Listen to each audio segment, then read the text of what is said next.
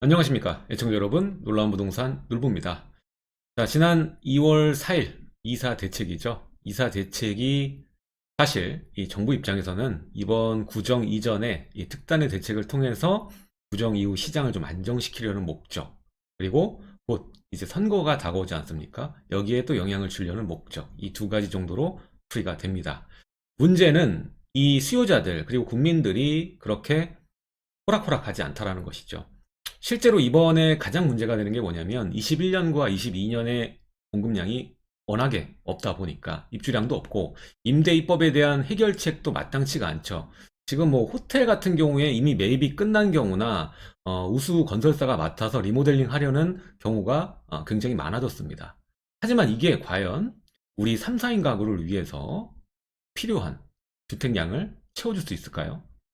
그렇지 못하라는 것이 중론이고, 그것들이 나와 봐야 이 시장 안정을 주기에는 물량이 부족하다, 이렇게 판단할 수가 있겠습니다. 그래서 이번에도 또 부랴부랴 이런 특단의 공급 대책이라고 내놓게 된 것인데, 이번에 또 규제가, 새로운 또 규제가 나올 것이라는 예상은 아직 뭐 구정 이전이니까 말씀을 드리긴 어렵습니다만, 따로 언급된 것들은 없습니다. 자, 그래서 어제는 제가 예, 이 2월 4일에 대해서 이사 대책에 대해서 한번 브리핑을 나온 직후에 쫙 해드렸었죠. 근데 오늘은 조금 더 자세히 들여다보고 이게 불러올 수 있는 시장의 영향은 과연 어떤 게 있는가라고 생각을 해볼 텐데, 결론부터 말씀드리자면은 이 대책이 시장에 이렇게 영향을 주는 거는 왜곡밖에는 없다. 실제로 공급에는 영향이 없고 시장의 그 가치의 불균형, 왜곡을 만들어서 오히려 가격이 떨어지거나 오히려 급등하거나 이러한 현상들을 만들어낼 수 있다라는 것입니다. 자, 그러면 이번 이사 대책에 대해서 한번 보고요. 그리고 정말 지금 문제를 해결할 수 있는 방법은 뭔지 거기에 대해서도 한번 이야기를 해보도록 하겠습니다. 시청하시기 전에 좋아요와 구독하기, 그리고 하단에 멤버십 가입해 주시면 놀라운 부동산 강의도 시청이 가능하십니다. 그럼 지금 시작하겠습니다.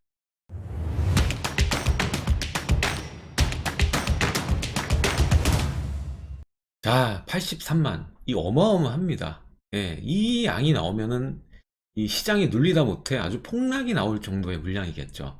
다만 이 물량에 대해서 우리가 표면적인 것만 보지 않고, 이전에도 우리가 숫자, 통계만 의지하면서 정부가 이 정책들을 이끌어 오다 보니까 24번이나 실패를 했겠죠. 그래서 이번 25번째 또한 이전과는 별로 다른 게 없다. 예, 결국에는 이 숫자 노름을 좀 하고 있습니다. 그래서 이게 상상의 숫자다. 그래서 뉴스 기사를 보면 뭐 상상 임신이다, 뭐 터무니없다, 이런 말들이 굉장히 많죠. 자, 일단은 이 계획표를 보게 되면요, 공급 부지 확보 물량에서 확보가 아직 되지 않았고 확보가 될 경우를 추산하는 겁니다. 추산해서 총괄로 보는 거죠. 그래서 이게 21년부터 25년까지 공급을 하겠다라는 내용인데, 자, 총계가 83만이고 서울이 32만, 그리고 인천과 경기 수도권이죠 29만, 그리고 5대 광역시에서 22만을 뽑아내겠다는 것입니다. 자, 여기서 주요 물량들을 보게 되면 이 정비 사업이 이제 13만에 달하고, 그리고 이게 중요해요. 정비 사업에서 13만을 얘기하는데 도심 공공주택 복합 사업 신개념이죠. 여기서 기대하는 게 20만이에요. 와, 이 여기서 20만을 어떻게 뽑아낼 건지 저는 상상조차 불가능합니다. 그래서 제가 만약에 입안자라면 이거를 발표를 못했을 것 같아요. 그 정도로 좀 터무니가 없지 않나 라는 생각이 들고요. 또 소규모도 연장선에 있거든요. 도심 공공주택 복합 사업과 연장선에 있는데 이게 11만. 그러면은 이게 도합해서 신개념으로 나오는 것들이 거의 30만이 넘는다는 소리고, 도시재생은 뭐 기존에 있던 것들을 또 강화하는 내용이니까 좀 빼고 얘기를 할게요. 그리고 공공택지에서 이제 26만, 26만 호.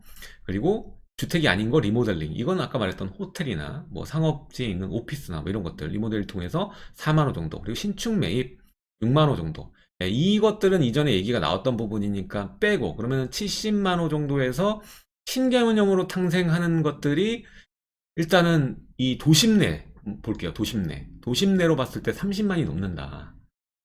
이게 물량이 나오면은 뭐 이번에 21년에 서울에 나오는 물량이 이제 2만 호 중반대 정도가 되는데, 비교를 해봐도 10배가 넘는 수치입니다.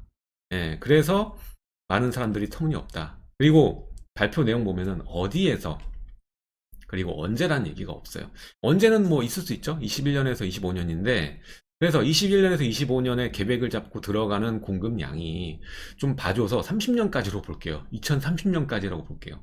그랬을 때 어디에서 나올 수 있느냐는 얘기가 나오지 않았어요. 근데 이 수치만 봐도 좀 터무니가 없습니다. 그리고 하단에 보시게 되면은 이 중에 하나죠. 역세권만 뜯어서 볼게요. 12만 호. 네, 많이 뽑아내잖아요.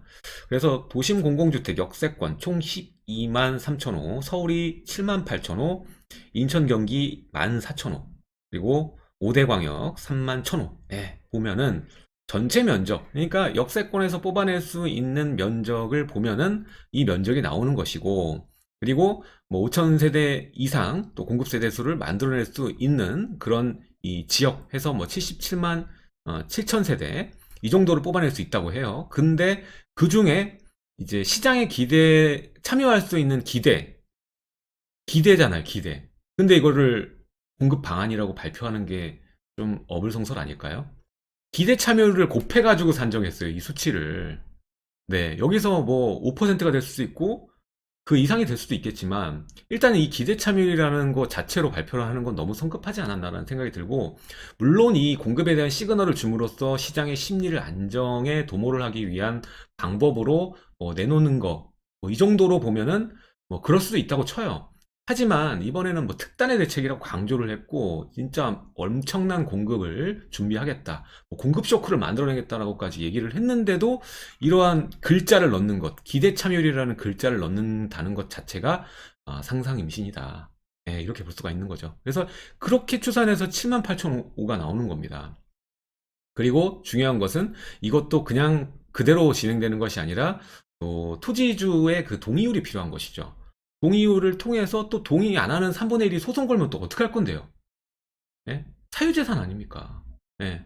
이거는 그냥 밀어붙일 수 있는 그런 게 아니에요. 이건 택지가 아닙니다. 예. 이게 참, 그래서 좀 상상의 숫자다 이렇게 표현을 한 것입니다. 그래서 이게 실효성이 있지 않다, 어렵다.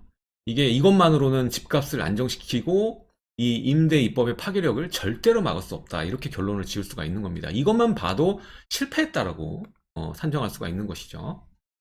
자, 이번 도심 공급의 핵심화는 도심공공이라는 단어를 썼습니다. 그래서 역세권, 준공업지, 저층주거지 이렇게 세 개의 지역을 개발하겠다라고 얘기를 한 겁니다. 지금 공통점이 뭐냐면 노후화되고 슬럼화된 지역들을, 그리고 저층이죠. 역세권과 준공업지도 여러분들 유명한 뭐 역세권들 강남이나 이런 지역들을 빼고 서울에도 역세권이 굉장히 많지 않습니까? 그중 지역들 뭐 300여 군데 중에서도 이 노후지가 되면서 주거지와 역세권이 붙어 있는 자리도 굉장히 많거든요. 그런데 경우에는 땅값 자체는 역세권이라서 비싸다 보니까 개발이 안 돼. 그러다 보니까 노후된 상태로 오래 간 거예요. 이런 지역들을 개발로 좀 풀어내면 저층이다 보니까 높은 층으로 지으면서 주택을 제공해서 이 공급난을 해결할 수 있지 않을까라는 이 아이디어인 겁니다. 중공업지도 마찬가지. 지금 서울에 우수한 중공업지들이 있어요. 그 중에서 이 중공업지를 보면 요즘에는 중공업지에 주택들이 많이 들어갑니다. 특히 오피스텔이 많이 공급이 돼요, 중공업지에. 왜냐하면 용적률이 좀 나오고 지난번에도 이 인센티브를 줬었거든요. 용적률 인센티브를 줬었기 때문에 아, 오피스텔로 공급이 많이 되는 상황이고, 대표적으로 뭐 영등포, 성수 이런 지역들은 투자자들도 좋아하는 지역이다 보니까 오피스텔 공급이 많이 됐고 지금도 뭐 많이 되는 중이고요. 그리고 저층 주거지의 경우에는 일단 2종, 3종 지역들을 중심적으로 봐야 되는데 이런 지역들도 서울의 약간 외곽 지역들, 강북 지역들 보면은 그대로 슬럼화되고 노후되는 지역들이 있습니다. 그래서 이런 지역들을 뽑아서 이 용적률이 기존에도 높이 못 쓰고 있으니까 이거를 상향해가지고 한 번에 좀 끌어올리려는, 그렇게 되면 좀 해결이 되지 않을까라는 아이디어로 출발한 정책이라고 볼 수가 있겠습니다. 그러니까 좋은 아이디어는 냈는데 해결을 하기 위해서는 이게 나라 땅이 아니다 보니까 이것을 실제 실현하기 위해서는 이 토지주들, 가지고 있는 주택을 가지고 있는 이 주인들을 모두 설득해내고 개발로 끌어내는 과정이 필요합니다. 예. 그래서 보면은 이 아까 앞선 표를 봤죠?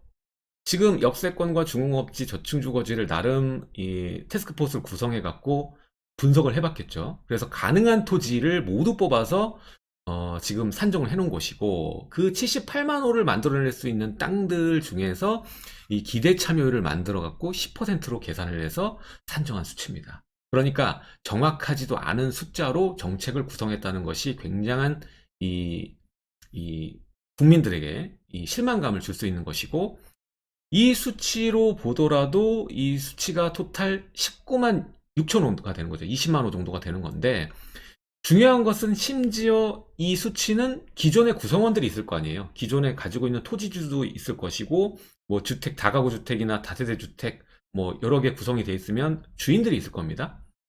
그 구성원들은 안 빼고 다 포함해서 나온 세대수라는 것. 그러니까 실제로는 많이 뽑아내 봐야 50% 정도 나오지 않을까. 네, 50% 정도 나오지 않을까 생각이 됩니다. 그러니까 이 중에서 10만 호 이하로 뽑힐 수밖에 없는 것이죠. 우리가 다른 국민들에게 제공이 되는, 공공에 제공이 되는 것은 10만 호도 안 될 것이다 라는 것입니다. 예, 중요한 것은 이마저도 뭐 공급량이 적은 건 아니니까. 하지만 문제는 과연 25년 그 이하의 단계에 이것들이 시장에 풀릴 수 있는 것인가? 사실 공급에 대해서 진행만이라도 될 수 있을 것인가? 라고 봤을 때 미지수라는 거죠. 왜냐? 이 난관은 참여와 동의입니다. 그래서 토지주 3분의 2 이상이잖아요? 토지주 3분의 2 이상이 솔직히 저층 주거지는 괜찮을 것 같습니다. 예, 3분의 2 이상 동의를 어떻게든 받을 확률이 조금 있어 보여요. 하지만 준공업지와 역세권은 기존에도 활용도가 있었던 땅들이기 때문에 이 상당수, 이 가능한 토지 중에 상당수는 시장에 참여하기 어려운. 아까 기대 참여율이라고 해서 10% 정도를 얘기했는데 10%도 되지 않을 확률이 굉장히 높습니다. 네. 왜냐하면 준공업지 같은 경우에는 이미 기존에 우리가 아는 유명한 땅값이 높은 지역들 대다수니까요. 그나마 싼 지역들은 서남권밖에 없어요. 서남권밖에. 예, 그래서 과연 이게 또 될까라는 문제입니다. 또 더 문제는 뭐냐면 당장 공급이 중요한 것은 지금인데, 우리가 3기 신도시를 왜 만들었습니까? 3기 신도시가 이제 2025년 이전에 만들어서 이런 공급 문제를 해결하겠다 해서 만든 거잖아요. 근데 도심에 이렇게 만들어 봤자 3기 신도시보다 빠를까요? 저는 3기 신도시보다 아무리 해도 빠를 것 같지 않다라는 생각이 들어서, 예, 문제는 지금인데 언제 어디서 빠져 있어요. 이 대책 내용에. 자, 현재 공급 부족을 의식한 대책인데도 언제 공급된다는 것이 불투명하고, 25년이라고 말만 했는데 어디라고 얘기를 안 했어요. 그래서 어디에 공급된다는 것이 불투명합니다. 근데 이게 얘기 나오고 나서 또 기사가 났어요. 또 이 국토부 장관이 얘기를 했죠. 그래서 대략 어느 지역이다라고 언급을 했는데 영등포, 구로, 금천, 성수, 창동, 준공업지, 서울의 준공업지는 다 얘기한 거예요. 지금 다 얘기한 겁니다. 그래서 정확히 어디라고 얘기를 안 한 거예요. 이거는. 자, 영등포 땅값 비쌉니다. 구로도 싸지 않습니다. 금천은 그나마 저렴해요. 성수, 창동 이거 다 비싼 데예요. 토지주들 3분의 2를 모으기가 과연 쉽겠느냐는 거죠. 이게 보이는 이익을 확실하게 구성을 시켜야 되고 어떠한 세부 계획을 말을 해야 되는데 그냥 스케치만 해가지고 그냥 낸 꼴이에요. 그림을 걷는데 스케치만 해서 냈어요. 근데 점수를 어떻게 A를 줍니까? 당연히 F지. 안 그렇습니까? 근데도 불구하고 이미 언급을 했잖아요. 이미 해당 지역의 분위기는 급등 상태입니다. 실제로 영등포의 중공업지의 계약 그 의사를 물어보는 이 상담 그 건들이 꽤 많았어요. 지금 이제 발표가 됐으니까 이쪽 지역 공략하면 어떻겠느냐. 심지어는 이들 지역을 미리 사놓으신 분도 굉장히 많더라고요. 중공업지가 언급이 한번 됐었으니까 이전에. 이런 상태입니다. 자, 그래서 결론은 바로 시작해도 5년 이상인데 계획만 내놓았다. 그래서 시장의 실효성은 작다. 또 결론을 볼 수가 있고, 시장 왜곡, 영등포, 구로, 금천, 성수, 창동의 땅값만 더 상승할 수 있는 요인이 됐다. 자, 우리가 돌아가 보자고요. 지금의 문제를. 지금 당장 진행이 가능한 사업장이 굉장히 많죠. 지금 재건축 그 아파트값 비싸게 한다고 막았고, 안전진단도 굉장히 강화했고, 재개발도 표류돼 있고, 집값 오른다고, 분양가 상한제다, 뭐다 해갖고, 아예 그냥 사업 진행이 어렵게 만들어 놨잖아요. 지금 여러분들 재개발, 제가 이전에도 말했잖아요. 제 분양가 상한제가 나오면 어차피 분양가가 다 올라갈 수밖에 없고, 조합원 분양가도 올라가고, 땅값이 올라간다라고 얘기를 했어요. 지금 실제로 그렇습니다. 자, 분양가 상한제 때문에 일단은 이 조합원들의 분양권의 가격 자체가 올라갔어요. 입주권이죠. 입주권의 가격이 올라갔어요. 그러다 보니까 작게는 뭐 몇 억에서부터 한 평균적으로 서울은 2, 3억씩은 다 올라갔어요. 그러다 보니까 추가 분담금이 없어도 되는데도 불구하고 내야 되는 케이스가 굉장히 많아졌어요. 자, 그런데 집값이 과연 떨어질까요? 이런 상황에? 절대 그렇지가 않죠. 그래서 지금 시장의 공급을 바로 하려면 이러한 이 재개발과 재건축에 대한 규제가 어느 정도 완화되는 움직임이 있어야 되는데, 그래야 진행이 되는데, 지금 추가 분담금이 올라가니까 다 표류된 거예요. 그러면 비대위랑 이 조합 측의 중심부랑 또 싸움이 될 수밖에 없는 거잖아요. 그렇죠? 가격은 지금 이 정도 생각했는데 추가 분담금을 이 정도 더 걷어야 된다고 하면 또 그 중에서 형편이 안 되시는 분들은 어떻게 할 건데요? 그러니까는 진행이 안 되는 거죠. 예, 그래서 이 분양가 상한제, 그리고 이 초과이익 제도, 뭐 이런 것들 다 뭐 1년에 뭐 사건들, 뭐 입주, 뭐 이런 것들 다 전부 따졌을 때 이 재개발과 재건축을 완화해 주면은 지금 당장 좀 진행이 지지부진한 사업 시행 인가 단계나 조합 설립 인가 받고 표류되어 있는 그런 사업자, 지지부진한 사업장들 있잖아요. 이런 데를 진행하게끔 빨리 해주는 것이 더 중요할 텐데, 여기는 그냥 진행만 시켜주면 끝이잖아요. 그러면 딱 진행만 빨리 되면 3년에서 5년이면 끝날 텐데, 이게 정말 5년 이내에 될 수 있는 건데, 지금 계획 잡는 데만 5년이 걸릴 만한 사업 구상안을 내놓고 있으니, 이게 과연 국민들을 위한 공급 방안일까 하는 생각이 들고요. 새로 동의 받아야 되잖아요. 그리고 사업지도 확보해야 되고, 지구 지정해야 되고, 이 시간에 이 완화책이 훨씬 공급, 그리고 공급 시그널을 확실하게 줄 수 있다는 거죠. 여기저기에 진행이 되고, 이제 분양이 뭐 앞다퉈서 될 수 있게끔 사업처를 만든다. 그러면 기다렸다 분양 받거나 하지 않겠습니까? 물량이 없잖아요. 그리고 올해만 보더라도, 올해 2020년만 보도 서울에 분양하는 건, 일반 분양건이 몇 건 되지도 않아요. 그 중에서도 불투명한 건이 몇 건이 됩니다. 그래서 지금 올해는 분양이 거의 다 지방이 많아요. 지방이. 예, 경북권. 예? 뭐 이런 데가 많습니다. 참 문제고, 지금 3기 신도시도 진행이 느린 상태에서 추가 신도시급을 언급을 또 했어요. 예. 그래서 이거는 다 희망 고문이 아닌가 그런 생각이 듭니다. 예. 제일 문제는 당장의 집값을 막을 수 있는 방법이 없다라는 거예요. 당장 21년, 22년. 22년에는 강남에 분양이 하나도 없습니다. 입주되는 게 없어요. 예. 예, 이게 문제입니다, 이게. 22년에는 강남에 입주하는 물량, 분양은 아니고 입주하는 물량이 없다. 아예 없어요. 이런데 집값이 잡히겠습니까? 당장 안 잡히지. 야, 자, 지금 그러면은 예상을 해볼게요. 생각을 해볼게요. 그럼 당장 이 공급 부족에 대한 문제를 해결할 때 도움을 줄 수 있는 건 뭐가 있을까?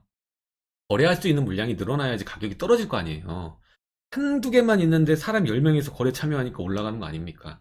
이게 사람은 10명인데 100건의 물량이 생기면은 떨어지죠. 그렇게 물량을 만들어내려면 지금 양도세 중과, 지금 양도세 20%더 내는 거, 30%더 내는 것 때문에 지금 사람들이 못 팔고 있는 거 아닙니까? 그쵸? 지금 보유세가 올라가는 것 때문에 부담이 없을 수가 없어요. 다 부담을 갖고 있습니다. 근데 이 부담도 높지만 양도세를 내는 건 한 방에 내야 되니까 그걸 못 내가지고 지금 울며 겨자 먹기로 버티고 가는 겁니다. 그래서 양도세 중과 한시적 완화라는 표현, 뭐 2년간 주겠다, 뭐 1년간 주겠다, 이렇게 한시적 완화를 해도 당장 거래가 가능한 물량이 아르르 나올 수가 있습니다. 자, 근데 이것을 두고 국토부 장관은 이렇게 얘기를 했어요. 이미 일시적 완화책을 폈는데 효과가 별로 없었다. 내놓는 물량이 그렇게 많지 않더라라고 얘기를 해요. 근데 말은 똑바로 해야죠. 그때 조건이 뭐였습니까? 장기 보유제. 자, 10년 이상 장기 보유자. 예. 한해서 완화책을 폈던 겁니다. 지금 문제는 뭐냐면 시장에 이 물량을 풀려면요. 장기 보유자는 이미 장기 그 보유할 만한 체력이 되시는 분들이에요. 그래서 그냥 일부만 내놓는 거죠. 당연히 그럴 수밖에 없지 않습니까? 지금 이 물량을 끌어내려면 이 16년부터 특히 2018년, 19년 이때 물량들, 예, 이때 거래 많았잖아요. 이때 물량들을 16년에서 정확히는 16년에서 19년까지 이 3년 동안에 거래한 물량들 요것들이 시장에 더 풀기 용이하다는 거예요. 예. 지금 갇혀 있는 상태거든요. 이것들은 이분들은 이 양도세 완화만 되면은 쉽게 물건 내놓을 수 있을 겁니다. 16년에서 19년까지 이 매수한 물량들 말입니다. 따라서 지금 상황이라면요. 증여만 더 늘어날 겁니다. 증여취득세가 올랐지만 그래도 이 장기적 보유세나 이 양도세보다 낮기 때문에 증여를 선택하는 수요자가 훨씬 더 많을 것이다. 네, 이렇게 볼 수가 있겠습니다. 지금 이거를 좀 생각했으면 좋겠어요. 제발 이슈적 완화. 네? 양도세 중과를 아예 없애는 거죠. 무슨 조건 달지 마시고. 네? 그러면 무조건 효과 있습니다. 자, 그래서 오늘의 결론이죠. 이사 대책은 결국 시장 왜곡만 낳을 것이다. 자, 결국 이사 대책은 시장에 어떠한 이 해소 영향이나 해소 시그널을 줄 수 없습니다. 당장의 공급 부족, 그리고 임대 입법의 이 파괴력, 전세가 급등 이런 것들을 당해내지 못하고 결국 가격은 더 상승할 수밖에 없습니다. 특히 중저가 단지의 그 상승은 지속될 것이고요. 그리고 나머지 그 고가 시장도 더 올라갈 겁니다. 예. 입지가 우수할수록 임대 입법 파괴력이 더 높거든요. 그리고 이번에 또 하나 문제점. 이게 이제 이사 대책의 직접적인 이 시장 왜곡인데 우선 공급권이라는 용어가 처음 나왔어요. 이게 입주권, 분양권과 비슷한 그 권한이죠. 여기에 대해서 발표 이후에 그 매수를 한다면 이 제외를 시켜버린다. 현금 청산시킨다. 이렇게 얘기를 했어요. 현금 청산 이슈죠. 이게 사실 이거는 지나친 사유재산권 침해입니다. 예, 해당 언급지 자체의 재산권 침해시킨 거예요. 자, 이게 또 계획을 발표하고 또 동의를 걷고 지구 지정 사이 되기 전까지 얼마나 많은 일들이 있을 거며 진행은 아예 안 되는 또 사업지들이 있겠죠. 땅 비싼 뭐 성수나 이런데 진행은 안 되는데 혹시나 모르는 해당 지구 지정이 될 수 있다는 혹시나 모르는 그 이슈 때문에 현금 청산 당할까봐 매수를 못하죠. 그럼 해당 지역의 역세권의 지역에 거래가 또 이루어지지 않으면서 또 가격은 또 떨어지겠죠. 해당 지역은 무슨 죄입니까? 네? 무슨 죄냐고요? 예, 그런 문제고 또 반대로 이제 역세권의 이제 준공업지, 준주거지, 상업지의 가치는 상승하겠죠. 특히 이제 역세권이 아닌데도 불구하고 또 준주거지인 경우 이 섹터가 350m 예, 이 밖에 있거나 아니면은 이 개발과는 조금 관계가 없거나 뭐 이런 지역들 같은 경우에는 근처에 있거나 그러면 어디가 개발할지도 모른다는 기대감이 있잖아요. 그래서 예를 들어 뭐 영등포 구청역 주변에 계획 지역이 이번에 공공 이 사업지로 지정될 확률이 높아진다. 그럼 이 주변 지역의 땅값은 어떻게 될까요? 이 주변 지의 상업지, 준주거지, 준공업지의 가치는 어떻게 될까요? 해당 사업지의 가치가 이만큼 올라가 있는데 당연히 따라 올라가지 않을까요? 그렇겠죠? 그리고 이미 가지고 있는 지역 그 분들은 어떨까요? 이미 가지고 있는 분 중에서 노른자 땅을 가지고 있는 분들, 예, 그런 분들. 그래서 시장 왜곡. 오히려 지구 지정이 될 만한 지역들보다 그 밖에 있거나 아니면 편성 확률이 낮은 다른 지역의 상업지와 또 건물들, 빌딩들, 예, 이런 데 가치가 또 크게 올라가면서 주변의 집가와 또 사업지 주변에 또 아파트들이 있지 않습니까? 아파트들까지 해당 역세권이 개발될 확률이 있기 때문에 이 아파트는 차후에 또 그 생활 SOC까지 구성이 되니까 더 좋아지겠구나라고 생각하고 진입이 가능하겠죠. 예를 들어 뭐 또 얘기해 드리지만 영등포가 만약에 지정이 됐습니다. 그럼 영등포 주변에 있는 아파트들 가격이 어떻겠습니까? 당연히 좋아지는데 더 올라가겠죠. 그래서 주변의 집가와 주택 가격 왜곡이 또 발생된다. 예. 상반된 그 분위기가 되는 거예요. 양극화가 되는 거죠. 이 지구 지정이 되지도 않았는데 거래가 혹시나 모를 이 청산 때문에 거래가 안 되면서 가격이 좀 낮아지고 거래 자체가 잘 안 되고, 그리고 반대로 그 주변 지역이나 아니면은 뭐 상업지, 준주거지, 중공업지라는 이유만으로 크게 가치가 상승하거나 또 아파트 값도 그 주변 지어서 올라가거나, 이렇게 왜곡 현상만 이사 대책이 내놓을 거다. 왜냐하면 뚜렷한 언급이 없고 언제 어디에서가 없기 때문에. 네. 여기에 대한 해결은 빠른 보완책이 나와줘야 되지 않나라는 생각이 듭니다. 이미 중공업지, 준주거지, 상업지의 가치 상승은 이미 시작이 됐습니다. 또 하나의 틈새, 왜곡 현상이 일어날 것입니다. 자, 이제 구정이 얼마 안 남았네요. 구정 이후에 또 어떻게 시장이 갈지 이미 답은 정해져 있습니다. 상승인데 어떤 이 사이트가 더 올라갈지, 어떤 섹터가 더 올라갈지, 그게 문제네요. 자, 오늘 내용은 여기까지 하도록 하고요. 다음 시간에 또 알찬 내용으로 여러분들 찾아뵙도록 하겠습니다. 지금까지 놀라운 부동산 놀부였습니다. 감사합니다.